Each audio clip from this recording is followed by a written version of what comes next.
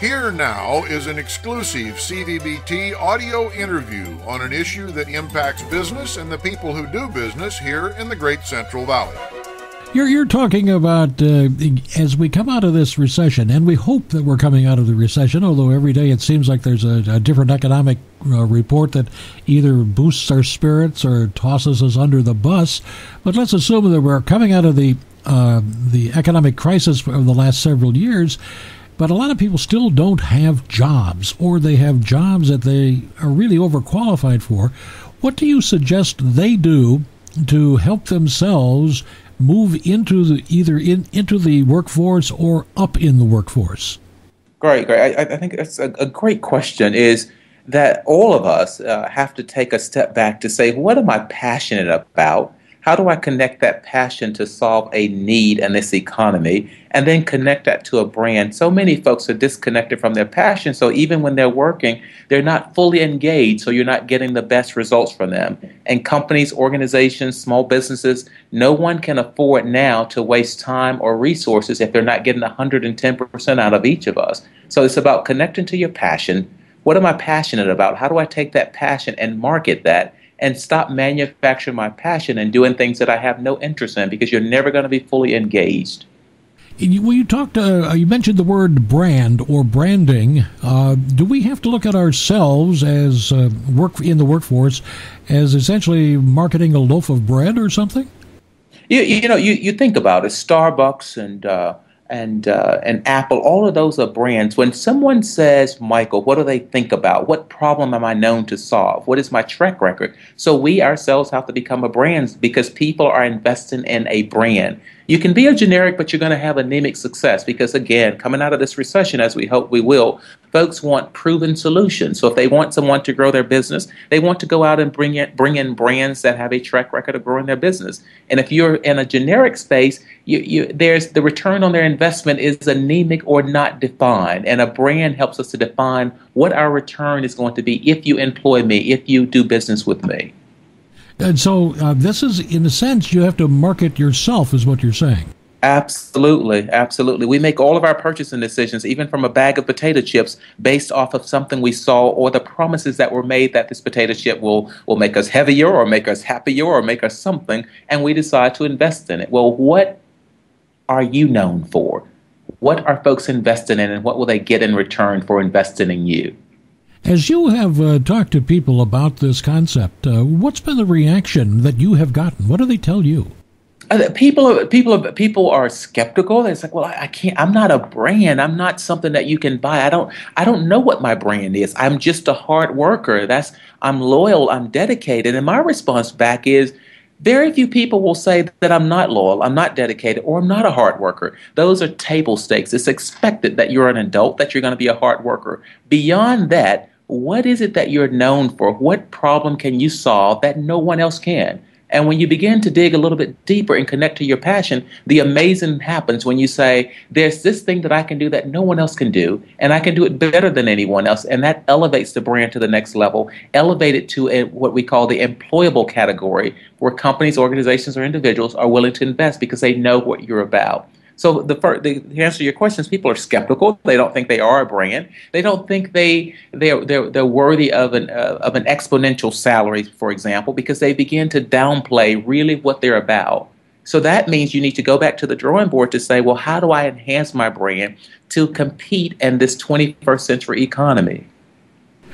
When people do that, what is the typical timeline, or the typical growth line, I guess I should say, for an individual that you have seen in dealing with so many people? What problems do they typically have to overcome that they should know about going into this? I think one is an inventory and being authentic with ourselves. That's the hardest part, is when I have clients and we sit down and say, let's take a deep look inside. Are you really doing what you're passionate about?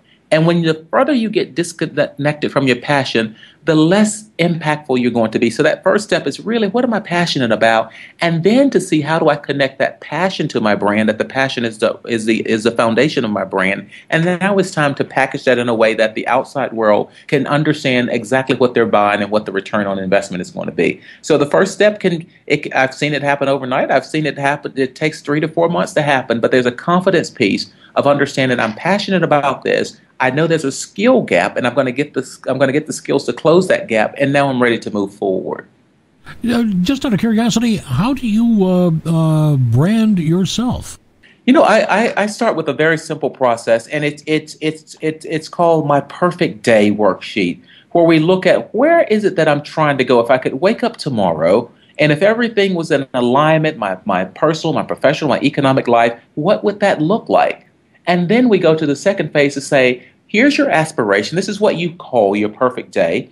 Where are the gaps, and how do you begin to close the gaps in your personal life, your professional life, and your economic life? And now you have a more systematic approach to go into it, and to taking yourself to the next level. So this perfect day we start out with, understanding what your gaps are, and then take an approach to close those gaps. Michael, tell our listeners a little bit about your background. How did you get to where you are now? I'm what we call a corporate baby. Spent a lot of years after undergraduate working for Fortune 5 companies. And I would come in when companies were in upheaval, basically, when they were looking to downsize, right size, and basically get rid of people, but still needed to grow the business while they were doing that, and also emerge out of that stronger. And I started to look at, how do we take the customer service process and really ingrain that into our frontline people. And I started a process that says, treat the employee as number one and the customers as number two, and you'll get customers for life. And that was my opening around, how do we brand individuals in the workforce to connect with their passion, and then they're able to better connect with the vision. Well, how did you go about starting your own business, and why did you do that? I had this, I started to develop processes, and I wanted to own that intellectual property. And that was the starting point after my MBA, after I'd been writing for 2 years on my MBA, to continue to write. And I wrote the first book called Fresh Customer Service, and that was the launching pad for my business. Folks were calling all over the world around, how can you come in and help us with our customer experience? And then it went to, how do you help us develop our people? Because individuals really make up the organization, and they need to understand what their brand is and how what they're doing in the company can enhance that brand. And out of that, you'll get really engaged employees. So it started with the first book, and that launched the company. And then the second book that we're talking about today was the second phase of this company that really focuses on, how do we give people the ability, the tools, and empowerment to create results that are exponential, that are sustainable, and that are competitive. There's a key word to the title of both books, and that's the word fresh. Why that word? You think about what we're going through now, and the folks who are struggling in the workplace, the folks who are struggling the most, are folks who have not kept their skills fresh and relevant. There's so many of us and so many folks out there who have payphone skills for a smartphone world. It won't work. So whatever profession you're in, and when you're developing that brand, you have to stay hungry to say, I need to stay fresh and relevant to solve today's problems. Is that going back to school? Is that about getting another certificate? Is that about going out and getting more training? But we have to stay fresh and relevant. The world is changing by the second. And you'll find yourself looking on the outside if you're not fresh and relevant, and you can solve today's problems. You also say, omit the negative. How do people do that? That, you think about it, and if all of us were honest with ourselves, the biggest obstacle we have in our life